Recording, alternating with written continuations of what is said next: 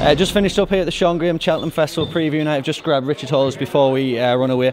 I just said at the couch there, Richard, personally I think it's been a bit of a damp squib so far the national team season. I know you've been there at all the big days in your role as ITV commentator, but going into next week, what's your thoughts going into next week? I think our side of the Irish Sea are sort of battling back a little bit in recent weeks. I think we got such a drubbing last year, and then Faheen came out, Sizing John came out, they all won, and you know, our horses were falling by the wayside with Altior's breathing up and what have you. But in the last 2 or 3 weeks, we've seen Altior back, we've seen Native River back, and we've also seen the likes of Kalashnikov win, you know, the Betfair Hurdle, and as a result, there's a chance in the Supreme. So I think there's a chance to redress the balance. I still think we're slightly the weaker division, but at the same time, I think there's a little bit more reason to be optimistic. Just mentioned Kalashnikov there. I'm a big fan of the trends. Did you see the trend regarding horses running in a handicap last time out? Okay, and also the number of hurdle races you've had is the other one that fills the Supreme. So he's had 4 runs over hurdles now, whereas Get a Bird's only had 2. Historically, you want 4 or 5. I think what the reason is, it battle hardens them up, you know.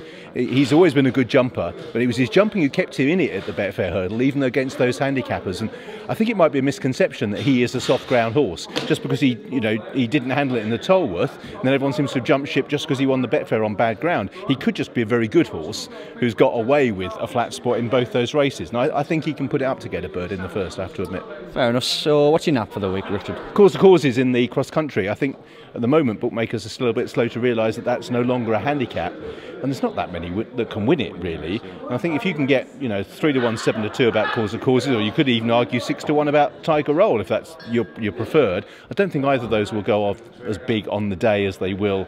They'll go shorter on the day, and they're bigger now, and I think if you take those prices, I think you won't be disappointed. I think Cause the Causes historically has done really well at the festival. Why change your winning sequence? And around about 3 to 1, 7 to 2, I think that's a reasonable bet.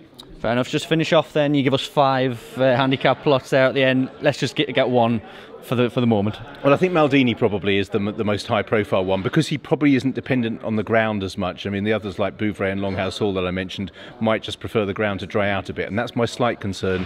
I tend to go to horses that are going back to the well again at festivals. If the ground is materially softer this time around, it might be a concern, but historically it dries out. I think Maldini might have a right to wrong in the football in Kim Yu. I thought 5th last year, and I think he can get better this time around. Fantastic, Richard. Lovely to see you again, and thanks for coming over. No worries. Cheers. Thank you.